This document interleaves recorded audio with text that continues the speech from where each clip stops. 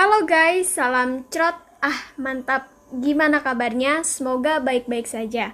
Kali ini gue bakal review film yang berjudul The Concubine yang rilis pada tahun 2012. Film ini menceritakan sebuah istana yang dikuasai oleh Ibu Suri yang gila harta. Sampai-sampai permaisuri harus mengorbankan harta, tahta, dan cinta, anjay. Karena terjadi cinta segitiga, akhirnya di kerajaan itu banyak nyawa yang melayang. Gimana ceritanya? Langsung saja, let's go cerot.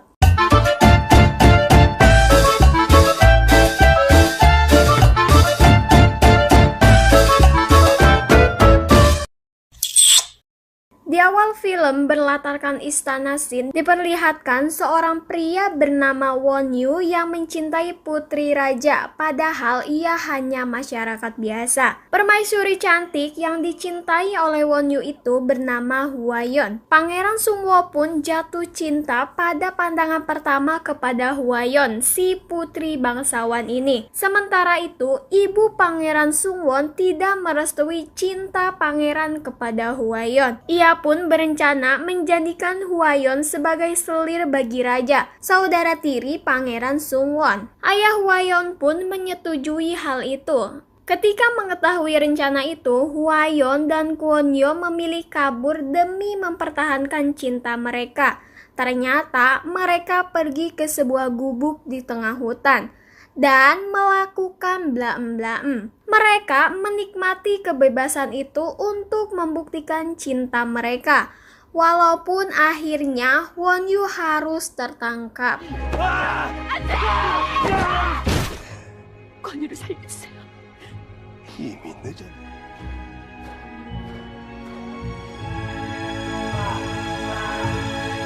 Setelah itu, Hwayeon pun resmi menjadi selir dan cinta mereka harus terpisahkan. Singkat cerita, Hwayeon sudah memiliki seorang anak dan ayahnya yang menduduki sebagai raja kini jatuh sakit. 아우를 보니 한결 나았다. 날이 좋아 나달이 자 국화꽃을 따서 술을 다. Saat raja sakit, pasukan ibu Pangeran Sunwon pun datang menjenguk. Karena sudah sakit parah, pada akhirnya raja pun meninggal.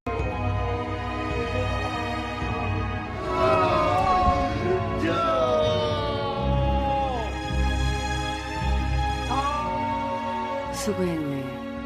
자네. Pangeran Sungwon yang diangkat menjadi raja dan memimpin kerajaan. Pada akhirnya, ibu pangeran berhasil mendapatkan harta yang telah ia impikan dari dulu. Di sisi lain, setelah ayahandanya meninggal, Hwayeon belum mengetahui penyebab kematian ayahnya yang sebenarnya. Sampai akhirnya, ia menemukan bukti bahwa ada sebuah catatan ketika ayahandanya jatuh sakit.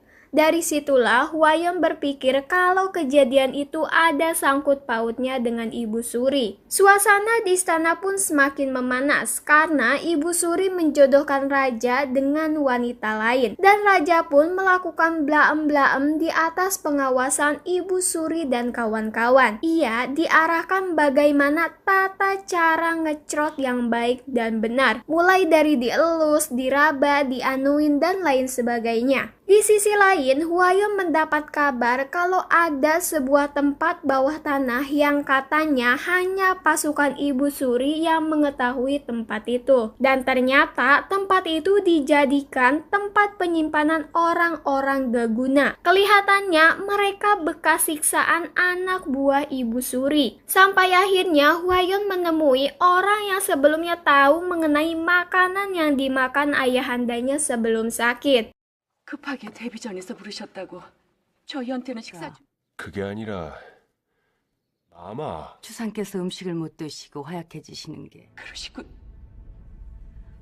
밤새서. Untung saja Hwayeon berhasil sembunyi. Karena setelah itu pasukan Ibu Suri datang. Mereka akan menghukum penghuni istana yang melanggar aturan dengan memotong si Johnny bagi yang laki-laki dan untuk perempuan akan diangkat rahimnya, kemudian pinya dijahit sesuai aturan. Di sisi lain, Kwon Yo yang terus mencoba kabur dari sekapannya kini harus merasakan kehilangan si Joninya. Singkat cerita, Kwon Yo pun dibawa ke istana dan bertemu lagi dengan Hwayeon. Namun kali ini suasananya sudah berbeda. Walaupun Hwayeon terlihat merindukannya, kini Wonyo sudah melupakan rasa itu. Esoknya, Raja mendengar Hwayeon menangis histeris.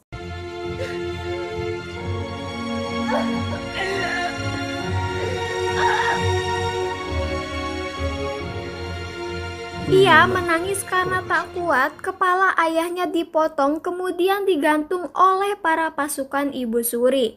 Sungguh kejam. Sampai akhirnya Raja meminta pelayan Hwayeon untuk menemuinya. Di sana, ia diinterogasi mengenai Hwayeon setelah kejadian tadi. Namun Raja malah membuat pelayan itu ketakutan karena ia malah membayangkan saat Hwayeon dimandikan oleh pelayannya itu. Sampai akhirnya Raja benar-benar mempraktikannya dengan wanita itu sambil membayangkan kalau ia adalah Hwayeon. Akhirnya untuk mendapatkan keturunan ia melakukannya dengan pelayan itu. Hingga akhirnya ia diangkat menjadi nyonya dan bukan pelayan lagi. Mungkin capek jadi pelayan terus, kini ia pun bahagia karena mendapatkan wewenang sampai-sampai terus berhalu.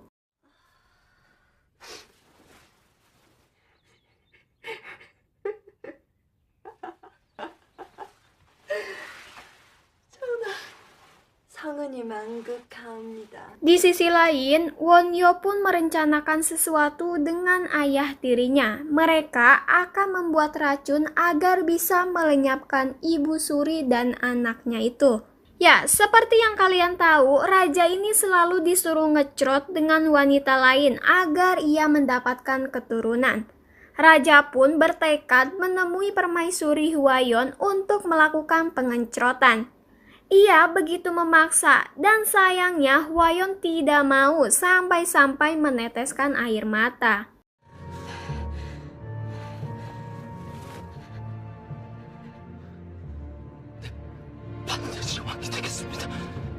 Singkat cerita, Wonyo menemui Hwayeon. Dengan menjaga jarak, terlihat mereka begitu sedih melihat keadaannya sekarang. Wonyo tidak sepenuhnya berubah. Ia melakukan itu agar ia tetap selamat. Dan di sisi lain, ia pun kembali mengajak Hwayeon untuk kabur agar nyawa mereka selamat. Kini, Hwayeon benar-benar pasrah karena pada akhirnya mereka akan mati juga. Hwayeon mencoba mempertahankan putranya di istana itu karena ia kelak akan menjadi putra mahkota mendiang kaisar. Sepertinya, putra Hwayeon ini adalah anak dari Wonyo. Karena di awal film mereka ngecrot di gubuk itu. Ya, mungkin itu adalah benih dari cinta mereka. Wonyo pun mulai beraksi. Ia membuat ramuan yang nantinya akan diminum oleh raja. Biasanya, raja meminum ramuan itu agar pengencrotannya semakin kuat. Dan saat raja diminta untuk minum, ia malah sedang tidak mood. Pada akhirnya menyuruh Wonyo untuk minum ramuan itu. Padahal itu adalah racun yang dibuat Wonyo. Hingga pada akhirnya ia pun teler. Dari kejadian itu yang menjadi sasaran adalah Ibu Suri. Karena yang raja tahu kalau ibunya ini memang jahat. Raja dan Ibu Suri pun pada akhirnya cekcok.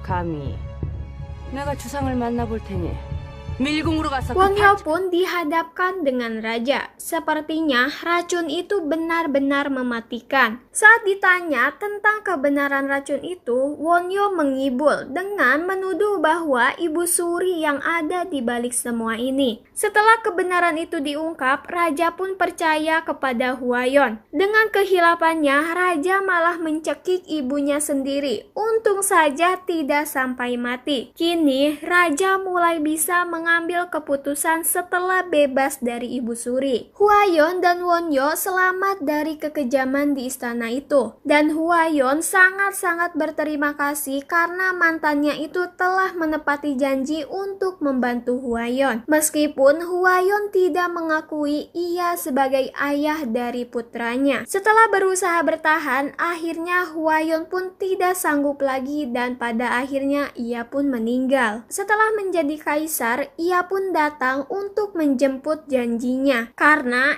ia sekarang sudah menjadi kaisar. Itu artinya Hwayeon siap untuk ngecrot bersamanya dan pengecrotan pun dimulai.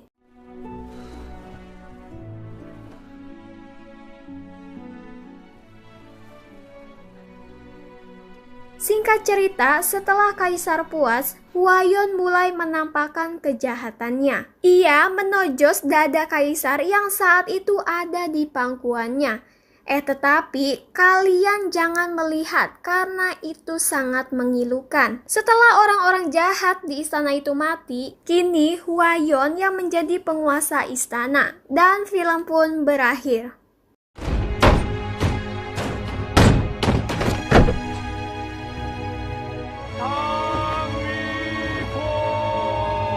Cukup berat filmnya, konflik rumit, namun gue berusaha memaksimalkan itu untuk kalian para jojoran. Kesimpulannya adalah Hwayeon berhasil mendapatkan kembali harta kekayaan ayahnya, walaupun ia harus kehilangan sosok ayah dan kekasihnya yang pernah ia cintai. Namun sekarang ia bersama putranya yang akan melanjutkan kekaisaran di istana. Yang masih menjadi teka-teki adalah putra Hwayeon itu kurang diperjelas anak siapa sebenarnya. Sudahlah lupakan, yang penting kalian semua terhibur dan tetap stay di film Nakal Story. Sorry aja nih ya kalau kalian kurang puas dengan kenakalan film ini. Oke, thanks for watching and see you guys.